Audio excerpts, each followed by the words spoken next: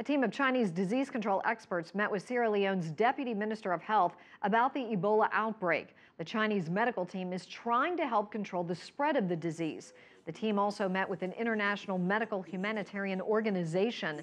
Another team of experts from China is heading to Sierra Leone this weekend. So far, China has sent 3 teams of experts and medical supplies to Guinea, Liberia, and Sierra Leone to combat this virus.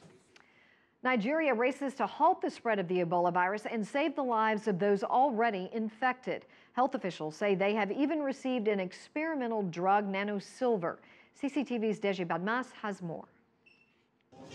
Since July 25th, when health officials announced the death of the Liberian Sawyer from the Ebola virus disease, 3 Nigerians who had direct contact with him have now died. 6 others confirmed to have the virus are isolated here and undergoing treatment. Apart from working hard to prevent the spread of the virus, health officials are racing to save the lives of those in isolation. In the last press briefing, we told you of a Nigerian scientist who have already offered the country one of the experimental drugs, the nona-silver. We follow all the protocols as governed by the National Health Research Ethics Code of this country in using the nona-silver as part of the treatment regimen. Like all the Ebola experimental drug, nona-silver has not been tested in humans before.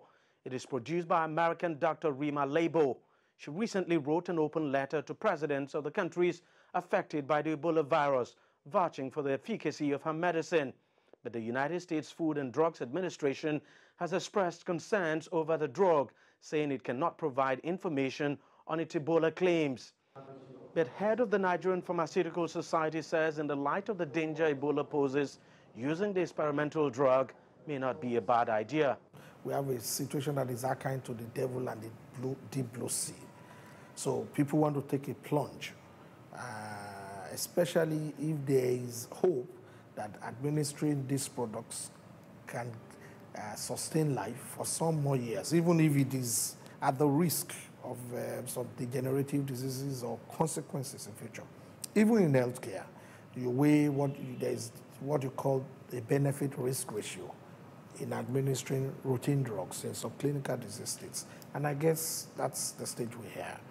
So if that's the only option left and the client is comfortable with it, I guess we have no other option than to administer these products. Olumide says his pharmaceutical society does not have any experimental drug in the offing at the moment, but working and coming up with locally made hand sanitizers to aid prevention. We're trying to come up with a homegrown initiative and solution at the level of the Pharmaceutical Society of Nigeria. We're making contacts now with our community pharmacists who are grounded at community level to begin to look at coming up with extemporaneous preparations. Health officials here are racing against time to find a vaccine or drug for Ebola. The government has already set up a team of medical scientists to come up with a possible homegrown vaccine.